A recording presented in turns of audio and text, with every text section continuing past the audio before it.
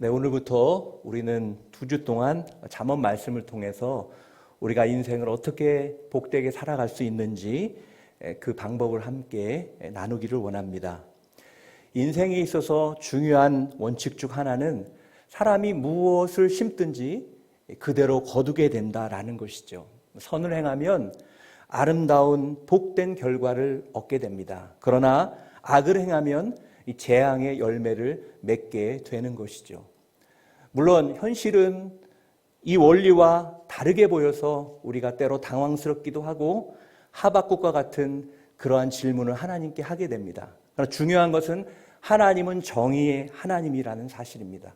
그 말은 하나님은 하나님 앞에 온전한 것을 뿌리는 자에게 온전한 아름다움을 거두게 하시고, 그리고 악을 심는 자는 반드시 그 악에 대해서 심판하신다는 것을 우리는 기억해야 될 것입니다.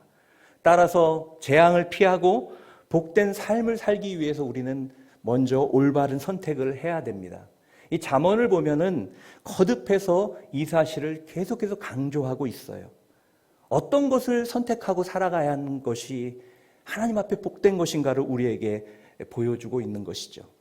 우리 인생은 선택의 연속이라고 해도 과언이 아닙니다. 우리 순간마다 크고 작은 선택을 하며 살아가죠.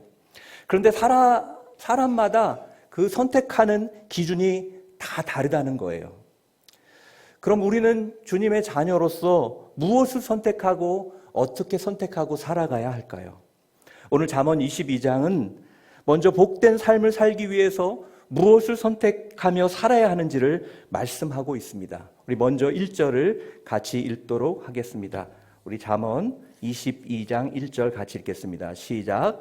많은 재산보다는 명예를 선택하는 것이 더 낫고 은과 금보다는 은총을 받는 것이 더 낫다. 많은 재산보다는 명예를 선택하는 것이 더 낫고 은과 금보다 은총을 받는 것이 더 낫다라고 말씀합니다. 오늘날 시대를 생각할 때는 이것이 지혜자의 말처럼 느껴지지 않습니다. 이것이 맞지 않는 것처럼 느껴집니다. 사람은 더 소중히 여기는 것을 선택하게 되어 있죠. 그래서 지혜자는 선택에 있어서 눈에 보이는 것보다 그것만이 아니라 그 이면을 생각하고 더 나아가서 영적인 부분을 바라보며 선택해야 된다고 말씀하고 있는 거예요. 오늘날 같이 눈에 보이는 것이 전부인 것처럼 살아가는 인생에서는, 세상에서는 이것은 지혜자의 말이 아니라 어리석은 자의 말처럼 보입니다. 그러나 지혜자는 우리에게 이렇게 말하고 있어요. 하나님은 지혜자를 통해 우리에게 이렇게 말하고 있어요. 눈에 보이는 것이 전부가 아니다. 그 이면의 것들을 바라봐야 되고, 그리고 영적인 것을 바라봐야 된다라고 말씀하고 있는 거예요. 그러므로 지혜로운 선택을 하기 위해서는 영적인 안목이 필요하다라는 것입니다. 분별력이 있어야 됩니다.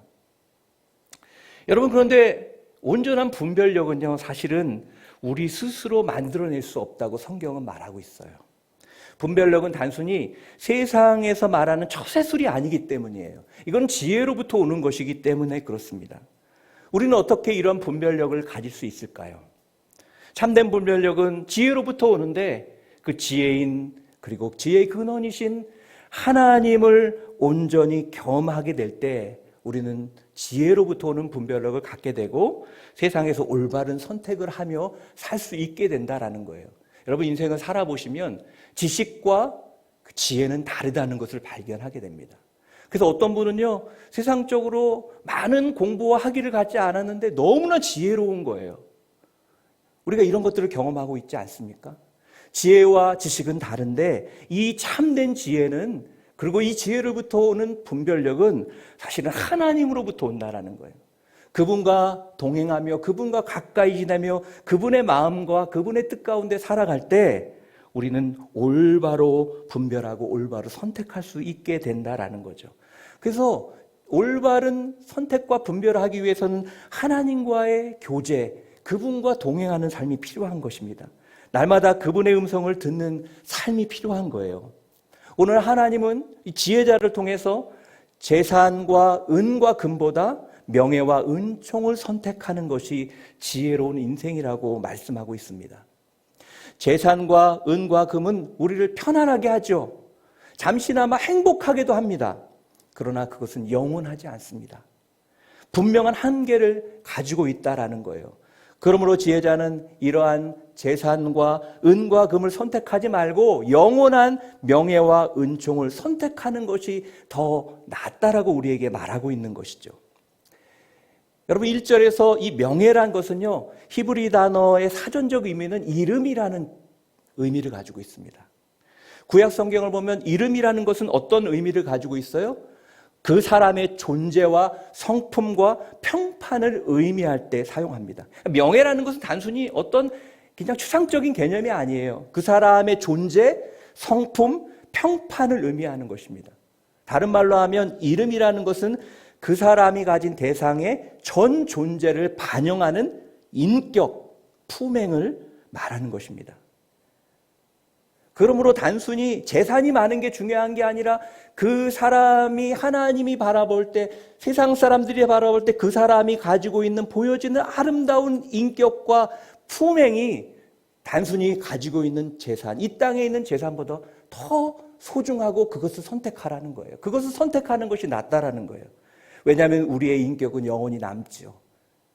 그리고 우리의 품행과 성품은 하나님이 기억하시기 때문입니다. 그것은 천국까지 가지고 가는 거예요. 따라서 본문은 많은 재산보다 명예를 선택하는 것이 중요하다라고 말하는 거예요. 현세의 잠시의 안락함을 주는 재물보다 하나님과 사람들에게 인정받는 성품과 인격을 선택하는 영원한 삶을 바라보고 살아가는 인생이야말로 그를 가장 미래에 복된 삶으로 인도하는 길이라고 말하고 있는 것입니다. 여러분 성경에 보면 삭개오라는 인물이 나옵니다. 그는 막강한 권세를 가진 세리장이었어요. 여러분 삭개오 하면 우리가 조금 이렇게 키도 작고 쪼그라들고 있고 별 볼 일 없는 사람처럼 성경을 보면 이해할 수 있지만 사실 그렇지 않아요. 그는 지금으로 말하면 세무서의 세무소장이에요. 권력이 있는 사람이었어요. 그리고 돈이 있는 사람이었어요. 그는 결코 부족한 것이 없는 사람이었습니다. 세상적으로는요. 그런데 놀라운 것은 결코 그것들이 그를 행복하게 하지 못했다라는 거예요. 대신 그는 삭개오라는 그 이름의 뜻, 순수한 자, 의로운 자의 모습과 인격으로 살아가지 못함으로 인해서 늘 그는 불행하게 살아갔던 것을 발견하게 됩니다. 그는 돈이 없어서 불행한 게 아니었습니다. 권력이 없어서 불행한 것이 아니었어요. 정말 그의 이름처럼 순수한 자와 의로운 자의 모습과 인격으로 살아가지 못하는 그 삶 때문에 늘 그는 불행하고 그리고 비참한 인생을 살았다라는 것입니다. 그렇기 때문에 잠언은 물질을 선택하는 것이 어리석다라고 말하고 있는 거예요. 명예를 선택하는 것이 물질을 선택하는 것보다 지혜로운 선택이라고 말하고 있는 거예요. 또 여기 은총이라는 단어는 원어적인 뜻은 뭐냐면 본래 품이 있는 언행으로 모든 사람에게 사랑을 받는 거예요. 이것은 궁극적으로 영원히 사라지지 않는 하나님의 은총을 가리키는 것입니다. 영원히 사라지지 않는 은총. 여러분 영원히 사라지지 않는 하나님의 은총과 여러분 금과 금을 선택한다면 무엇을 선택하겠어요? 여러분 그것이 무엇인지 분명히 안다면 눈에 보이는 은과 금을 선택하는 사람은 없을 거예요. 영원히 우리에게 함께 하시는 하나님의 은총, 하늘의 은총을 우리는 선택하게 될 것입니다. 그러므로 복된 인생을 살아가기 위해서는 잠시 있다 사라지는 물질이나 땅의 보화에 목숨 거는 인생이 아니라 영원한 하나님의 영광과 은총을 바라보는 삶을 선택하는 것, 그것이 지혜로운 인생의 길이라고 말씀하고 있는 것입니다. 여러분 요즘의 시대를 한마디로 요약하면요, 육신의 정욕과 안목의 정욕과 이생의 자랑을 추구하는 시대라고 말할 수 있습니다. 여러분 다른 말로 하면 눈에 보이는 화려한 것만을 추구하는 시대입니다. 우리도 그 시대 속에 살고 그 시대의 정신 속에 살기 때문에 우리 안에도 그 마음이 들어와 있어요. 사실 보이지 않는 영혼, 보이지도 않는데 지금 당장 나에게 필요한 물질이 더 중요하다고 생각할 수도 있어요. 너무 어려우면 그렇게 생각할 수도 있겠죠. 그러나 여러분 그것은 인생의 잠깐이에요. 여러분 예전에 우리 부흥 축제 때 모셨던 목사님이 긴 줄을 하나 가져왔어요. 그러면서 그 줄의 끄트머리를 가지고 얘기를 하는 것입니다. 저는 그게 아직도 기억에 남아요. 그러면서 뭐라고 말하냐면 거기다 줄을 거놨어요. 요만큼. 여러분 요게 뭔지 아십니까? 요게 지금 우리가 사는 인생이에요. 아주 저 끝도 없는 저 인생의 길이라면, 영원한 길이라면 우리는 요만큼을 살고 있는 거예요. 근데 요만큼이 전부인 것처럼 우리는 살고 있지 않습니까? 여러분, 우리 인생은 영원한 거예요.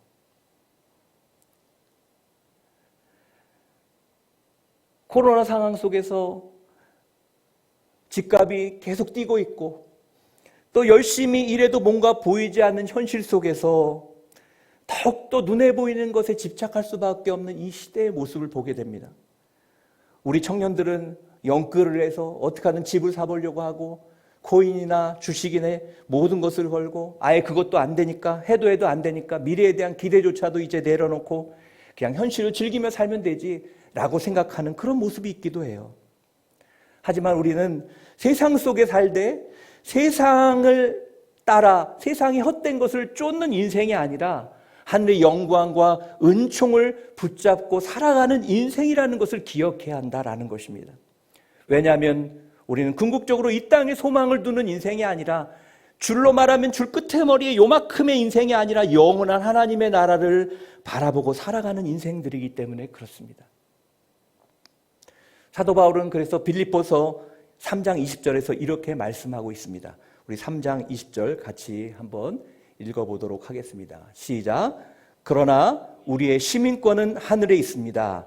우리는 거기로부터 구원자 곧 주 예수 그리스도를 기다립니다. 그렇습니다.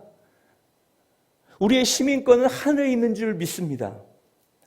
우리의 시민권, 우리는 이 땅에 살지만 동일하게 영원한 하나님 나라의 시민권을 갖고 살아가는 거예요. 여러분, 이 땅에 사는데 미국 시민권을 가지고 살아가는 분들이 있어요. 여러분, 같이 살면서 달라요. 어떤 부분에서 한국에서는 우리 여권, 우리 국민으로 사는 게 편한 것 같지만 미국 여권이 있으므로 미국에 가면요 또 대우가 달라요. 그리고 무슨 일을 당해도 이 사람 미국 시민이에요. 완전 다른 거예요. 미국이 우리나라보다 잘 살기 때문에 그렇죠. 국력이 세기 때문에 그렇죠. 그리고 우리가 이 땅에 살지만 우리의 시민권은 하늘에 있는 거예요. 하나님께 속한 사람으로 우리는 살아가고 있다는 거예요. 그러므로 사랑하는 성도 여러분, 땅에 있는 물질만을 쫓는, 눈에 보이는 것만을 쫓는 인생 되지 않기를 바랍니다. 이 땅에 소망을 두는 인생이 아니라 하늘의 영광과 그리고 놀라운 그 은총을 추구하는 그러한 인생 되시길 바랍니다. 저는 여러분들이 이 땅의 것에 매이는 인생이 아니라 올바른 분별력을 가지고 영원한 하나님이 주시는 명예 그리고 은총을 선택하며 주님의 복된 삶을 향해 나아가는 분들 되시기를 축복합니다. 또한 지혜로운 인생이란 무엇인가? 자녀들에게 바른 길을 가르침으로 그들이 올바른 것을 선택할 수 있도록 하는 것이라고 이야기합니다. 우리 6절을 같이 한번 읽어보겠습니다. 22장 6절 시작. 어린 아이에게 바른 길을 가르치라. 그러면 나이가 들어서도 그 길을 떠나지 않을 것이다. 지혜로운 인생은 무엇인가? 나만 지혜로운 걸 선택하는 것이 아니라 우리 자손들이 올바른 것을 선택할 수 있도록 그들에게 바른 길을 가르치는 삶이라고 이야기합니다. 자녀 교육을 표현할 때 자식 농사 짓는다는 얘기를 하죠.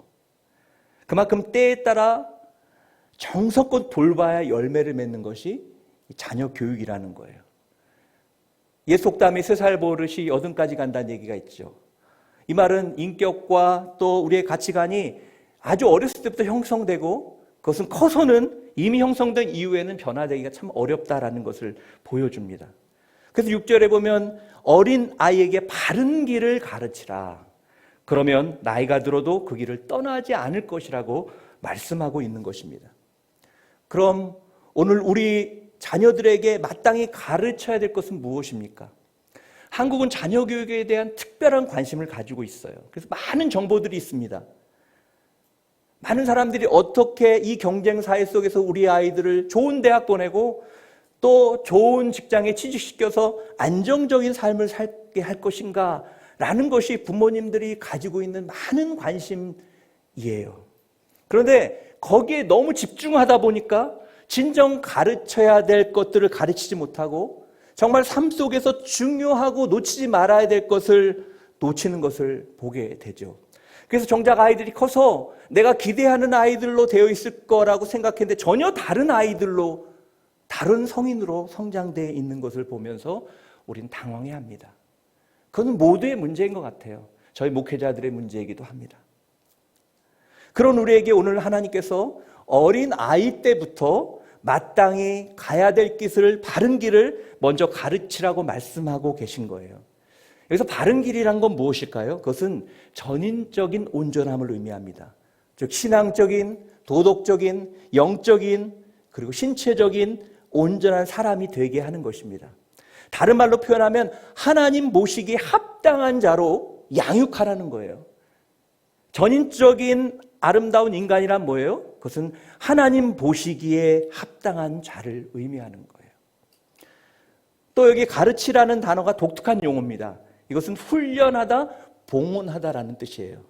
즉 자녀 교육을 할 때 하나님이 받으실 만한 사람으로 세우라는 뜻입니다. 봉헌하는 사람으로 그가 설 수 있도록 하라는 거예요. 그럼 우리가 어떻게 우리의 자녀들을 하나님이 받으시기 합당한 그러한 사람으로 세울 수 있을까요? 그것은 우리에게, 부모에게 부담이 되지만 부모가 삶으로 본이 되어줘야 됩니다. 가장 중요한 신앙 교육은요, 내 삶을 보여주는 것입니다. 우리의 자녀들은 절대 우리의 말로 변화되지 않아요. 우리의 삶을 통해 배우게 됩니다. 그래서 인간은 사회적 동물이라고 하죠. 참 여러분, 저희 가정도 마찬가지지만 모든 가정들을 보면요, 자녀들이 참 누구를 닮아 있어요? 엄마나 아빠를 닮아 있어요. 말투, 행동 다른 것 같은데 어느 순간 앉아서 가만히 보면요, 비슷합니다. 왜요? 보고 배운 거예요. 부모가 아무리 입으로 뭔가를 중요하다고 말해도, 하나님이 중요하다고 말해도 부모가 정작 하나님을 존중히 여기는 삶을, 경외하는 삶을 살지 않는다면 자녀는 하나님이 존중히 여기야 되는 분으로 생각하지 않게 됩니다. 진정한 신앙 교육은 부모의 본을 통해서 이루어진다라는 거예요. 여러분, 우리가 회복해야 될 삶의 모습이 바로 이러한 모습이지 않겠습니까? 저는 여러분의 자녀들이 여러분의 삶을 통해서 하나님을 경외하는 것을 배울 수 있기를 바랍니다. 여러분, 이것은요, 아이 때만이 아닙니다. 여러분, 부모도 잘못하지요. 잘못 살아오고 신앙이지만 신앙인으로서 잘못된 모습으로 많이 보일 수 있습니다. 중요한 것은 지금 내가 하나님 앞에 어떤 삶을 살았는지를, 변화되었는지를 보여주는 것, 그것이 너무 중요합니다. 어떤 아버지가 아버지 학교 가서 변화되고 주님 만나서 인생이 바뀌었어요. 그 자녀들에게 하는 거예요. 내가 예전에 교회는 왔다 갔다 했는데 내가 정말 주님을 몰랐다. 그래서 내가 이렇게 행동했다. 미안하다. 그리고 이제부터는 내가 그 만난 하나님을 위해서, 그리고 너희에게 하나님을 보여주는 삶을 살기를 원한다라고 하면서 그 아빠가 애써서 변화되는 모습을, 애써 살아가려고 노력하는 모습을 자녀가 본다면 그 자녀는 지금도 인생은 변화될 수 있다라고 그들은 느낄 거예요. 자녀 교육은 끝이 없는 것입니다. 애가 다 크고 나이가 들어 가능성이 없을까요? 그래도 부모는 영향력이 있는 존재라는 거예요. 또한 부모는 자녀에게 신앙을 훈계하고 훈련시켜야 한다는 거예요.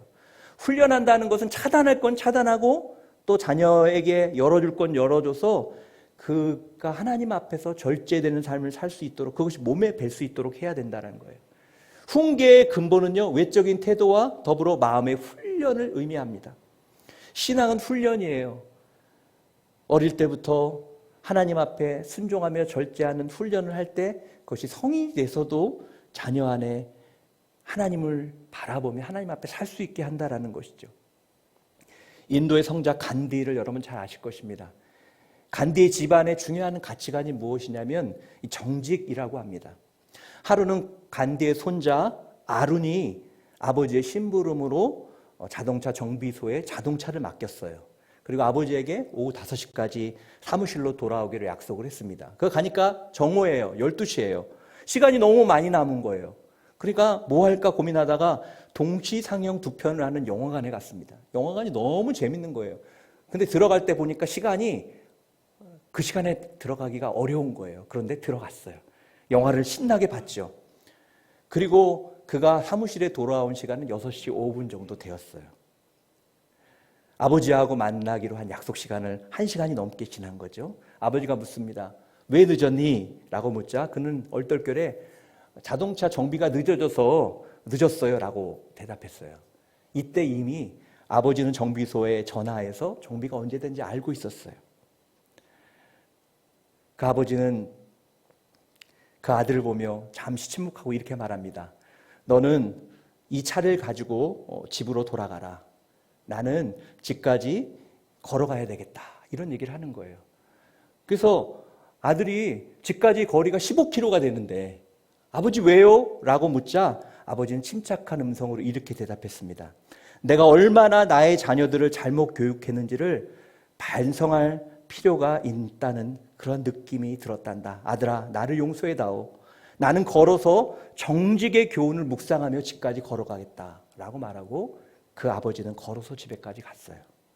여러분, 그날 간디의 손자 아론이 어떤 교훈을 배웠을까요? 그는 그날 이후로 이 정직에 대한 것이 뼛속깊이 들어와서 그는 정직을 실천하는 어른으로 성장했다라는 것입니다. 여러분, 링컨 대통령이 9살 때 그 어머니 낸시가 세상을 떠났어요. 그녀가 임종시 링컨의 손을 꼭 붙잡고 한 가지 부탁을 남깁니다. 사랑하는 내 아들아, 너는 항상 성경을 읽고 성경 말씀대로 살아가는 사람이 되어라. 하나님을 사랑하고 이웃을 사랑해야 된다. 이것이 마지막 내 부탁이다 라는 말을 하고 눈을 감았어요. 링컨은 어릴 때 어머니로부터 보고 배운 신앙이 일생 동안 그의 삶을 붙잡고 그를 지탱했어요. 그는 정규교육을 제대로 받은 적이 거의 1년 채 안 되는 정도의 그런 시간을 보냈습니다. 그리고 빈곤으로부터 마침내 대통령의 자리에까지 얼마나 많은 실패와 어려움을 겪었는지 몰라요. 그런데 그가 대통령이 돼서 취임 연설할 때 그는 이런 얘기를 했어요. 오늘의 나의 나 된 것은 어머니의 기도와 어머니가 가르쳐준 말씀과 훈련 덕택이었습니다. 라고 그는 했습니다. 여러분, 부모의 마음, 부모의 말, 부모의 행동은 언제나 영향력이 있습니다. 그것은 어렸을 때 물론 더 크겠지만 그것은 죽을 때까지 언제나 있는 것입니다. 그러므로 우리는 자녀들에게 바른 길을 가도록 선택하도록 그들에게 훈련하는 것을 영원히 멈출 수 없는 것입니다. 우리 15절도 한번 읽어볼까요? 15절 같이 한번 보겠습니다. 시작. 어린 아이의 마음은 어리석기 짝이 없지만 가르침의 막대기가 어리석음을 멀리 쫓아낼 수 있다. 진정한 훈계는 자녀들을 어리석음으로부터 벗어날 수 있도록 한다라는 것입니다. 그것이 인간적인 잔소리가 돼서는 안 되죠. 그러나 따뜻하게 분명하게 이야기하는 그 훈계의 말은 언제나 우리 자녀들을 변화시키는 능력이 있는 것입니다. 저는 여러분들이 말씀이 없고 진리가 없는 이 시대 속에 말이 아니라 삶으로 늦었다고 생각하지 말고 지금이라도 그렇게 자녀들에게 온전한 삶을 통해 양육할 수 있는 여러분 되시길 바랍니다. 이 사랑하기 때문에 올바로 자녀들을 훈계하고 훈련할 수 있는 여러분 모두가 되시길 바랍니다. 세 번째, 지혜로운 인생은 친구를 잘 선택해야 된다고 말씀합니다. 24절, 25절 같이 읽겠습니다. 24절, 25절 시작. 성급한 사람과 어울리지 말고 화를 잘 내는 사람과 함께 다니지 마라. 내가 그 행동을 배워 내 영혼이 덫에 걸리게 될지 모른다. 친구를 잘 사귀어야 된다. 함께할 사람을 잘 선택해야 된다라는 거예요. 여러분, 이것은 친구이기도 하고요. 더 넓게 보면요, 우리의 영원한 동반자, 친구, 아내, 남편이기도 합니다. 여러분, 함부로 사람을 사귀는 것은 어리석은 일이라는 거예요. 함부로 사귄다는 건 뭐예요? 몸이 좋은 대로, 육체가 좋은 대로, 눈에 보이는 대로, 눈에 판단 대로 사람을 판단하고 만나고 사귀는 것을 의미합니다. 특별히 친구 관계를 맺을 때는 상대가 누구인지를 잘 분별해야 된다는 거예요. 근데 여러분 오해하시면 안 됩니다. 사람을 차별하라는 말이 아닙니다. 그 말과 다른 거예요. 친구 따라 강남 간다는 우리 속담이 있죠. 왜냐하면 친구란요 인격을 나누는 관계이기 때문에 굉장히 서로 깊은 영향력을 주게 됩니다. 그래서 나쁜 일 하는 친구들을 보면요, 연예인 중에 뭐 나쁜 일로 막 이렇게 걸려 들어가는 친구들 보면 몇 명의 그런 친구들이 모여 있어요. 누군가 한 사람이 그 사람들에게 영향을 준 거예요. 그 죄 짓는 것이 즐거우니까, 우리가 죄성이 있기 때문에 즐거우니까 함께 빠져서 같이 그러다가 같이 인생이 망하는 거죠. 여러분, 친구는 인격을 나누는 관계입니다. 그렇기 때문에 서로에게 깊은 영향을 주기 때문에 더 분별하여 선택해야 된다는 것입니다. 본문은 특별히 성급하게 화를 내는 사람, 그 사람과 사귀는 것을 조심해야 된다고 말하고 있습니다. 그렇지 않으면 그 행동을 배워서 우리 영혼에 덫이 될 수 있다라고 말하고 있는 것이죠. 사실 분노라는 것은요, 여러분, 우리 인간의 감정, 기본적인 감정 중에 자연스러운 감정 중에 하나예요. 분노 자체가 죄가 될 수는 없습니다. 왜냐하면 성경에 보면 예수님도 화를 내셨어요. 예수님도 화가 나서 성전에서 막 가판을 뒤집어 엎어버리셨어요. 막 화를 내셨어요. 근데 그것을 죄라고 얘기하지 않습니다. 그럼 여기서 말하는 성급한 사람, 화를 제일 내는 사람은 분노를 너무 쉽게 표출하는 사람이에요. 이건 분노라는 하나의 예를 들었지만 여러 가지가 있죠. 거짓을 잘 얘기하는 사람, 음란함으로 사람들을 이끄는 사람, 그리고 사람들을 세속적인 가치관으로 이끄는 사람. 예전에 그런 얘기가 있죠. 강남에 많은 이렇게 여성들이 모여서 얘기할 때 어떤 사람이 잘못한 것을 자랑하듯이 얘기하는 거예요. 그러면 주변에서 그것이 잘못됐다고 분별해야 되는데 너 능력도 좋다. 그러면서 이게 악에 몰려간, 사람은요 악에 쉽게 물들게 되어 있어요. 선과 악이 싸우면 하나님이 이기시지만 우리가 함께 거기서 설 때 우리가 선으로 악을 이기기보다 악에게 동요될 가능성이 많아요. 하나님께 온전히 서 있지 못하면. 여기는 화내는 것을 예를 들어서 얘기하지만 그것만 얘기하는 것은 아닙니다. 여러분, 요즘 사회를 보세요. 이 분노에 대해서 조절하지 못하는 일들이 얼마나 많이 있습니까? 묻지마, 폭행, 살인 이런 게 많죠. 그리고 얼마나 많은 악한 영향력을 통해서 많은 사람들을 악으로, 음란함으로, 죄로 이끄는 그러한 일들이 얼마나 많은지 몰라요. 그 모든 것, 통제하지 못하는 것, 화를 조절하지 못하는 것, 이것은 굉장히 위험한 것입니다. 그런데 우리는 인격적으로 그리고 관계적으로 살아가는 존재이기 때문에 이러한 사람들과 함께할 때 우리도 그들의 삶을 자신도 모르게 흡수하고 있다는 거예요. 이게 무서운 거예요. 부부가 제일 무서운 게 뭔지 아세요? 같이 있으면 다 흡수합니다. 나중에 부부가요, 전혀 다른 사람이 만났고 성품이 다른데 나중에 비슷하게 되어 있는 것을 보게 되죠. 전염된다라는 거예요. 분노의 놀라운 것, 그 죄의 놀라움은요, 전염성이 엄청나게 강하다는 것입니다. 지금 코로나로 우리가 얼마나 어려움을 겪고 있어요. 힘든 일을 당하고 있어요. 고통을 당하고 있어요. 코로나의 무서움은 뭐예요? 전염성이에요. 예전에 메르스가 있었죠. 그 무서움도 뭐예요? 전염성이에요. 근데 눈에 보이지 않지만 분노와 죄의 전염성은요, 이것과 비교할 수 없어요. 보이지도 않아요. 물론 코로나도 잘 보이지 않죠. 근데 마스크 쓰면 되잖아요. 그러면 조금 우리가 예방할 수 있잖아요. 그런데요, 이 죄는요, 마스크를 쓰고 눈에 띠를 가려도 우리가 눈으로 보지 못하고 귀로 듣지 못하는 것 아니면 다 우리가 흡수된다라는 것입니다. 그런 것들은 우리를 어떻게 돼요? 하나님과의 관계를 무너지게 하는 영혼의 덫이 되는 그러한 치명적인 결과를 낳을 수 있기 때문에 이것을 우리가 잘 선택해야 된다라고 말씀하고 있는 거예요. 여러분, 주변에 여러분과 함께 만난 사람 중에 여러분이 판단할 때 영적으로 여러분에게 합당하지 않는 그러한 영향력을 주는 분이 있다면 여러분 당장 그분과 떠날 수 있기를 바랍니다. 여러분, 이것이 영원히 하나님 안에 여러분의 미래가 복된 그런 인생의 비결이에요. 머뭇거리면 안 돼요. 머뭇거리면 안 돼요. 여러분, 세상은 그런 사람하고 어울려야지 잘 된다고 메시지를 줍니다. 대충 잘 어울려서 그냥 좋은 게 좋은 거지 그렇게 잘 살면 그래야 잘 되고 승진하고 잘한다고 말합니다. 여러분 그래봤자 그렇게 잘 돼야 얼마나 잘 될 것이고 그래봤자 여러분 인생의 큰 영원한 줄 중에 끝에머리 작은 거예요. 여러분 이 시대에 어떤 정신이 필요하냐면 여호수아와 갈렙의 정신이 필요한 거예요.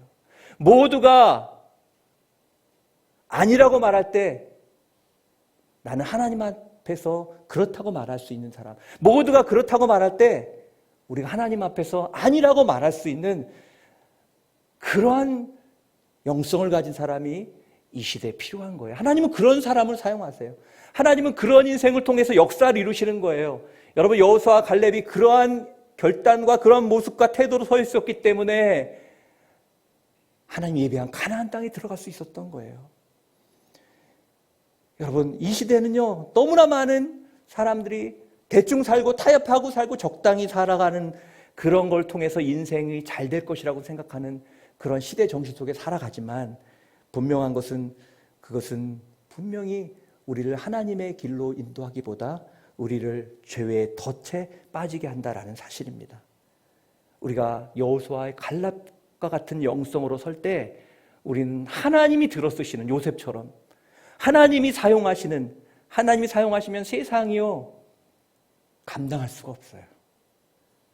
영혼을 살려요. 인생을 살려요. 그리고 진정한 용서를 통해서 회복을 가져오는 놀라운 능력이 있는 것이죠. 에베소 4장 26절은 이렇게 얘기합니다. 우리 같이 읽어볼까요? 에베소 4장 26절 시작. 화를 내어도 죄를 짓지 마십시오. 해가 지도록 화를 품지 말고 마귀에게 틈을 주지 마십시오. 여기 중요한 것은 화에 대한 부분이지만 죄라고 도입하셔도 됩니다.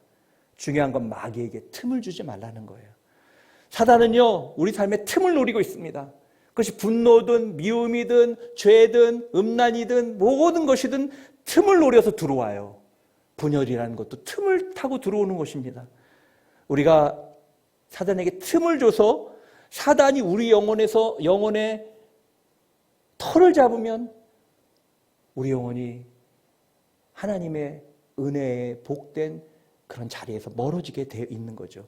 마태복음 11장 29절 같이 한번 읽어볼까요? 11장 29절 시작. 나는 마음이 온유하고 겸손하니 너희는 내 멍에를 메고 내게서 배우라. 그러면 너희 영혼이 쉼을 얻을 것이다. 온유한 예수 그리스도와 함께 해야 된다라는 거예요. 그래야 분노의 세계, 죄의 세계 속에서 우리는 온전함과 거룩한 인생으로 살아갈 수 있다라는 것입니다. 저는 여러분들이 죄 가운데 살아가며 미혹 가운데 살아가며 또 성급하게 화내는 그러한 사람들과 어울리는 인생이 아니라 온유하신 예수님을 친구로 삼아서 늘 그분과 동행함으로 하나님의 거룩한 향기를 날마다 흘려보내고 그리고 하나님의 아름다운 복된 내일을 살아가는 여러분 되시길 축복합니다. 인생은 선택의 연속이라고 할 수 있습니다. 그만큼 선택의 순간이 많고 그 선택 하나하나가 우리의 내일을 만들어가기 때문에 중요한 것입니다.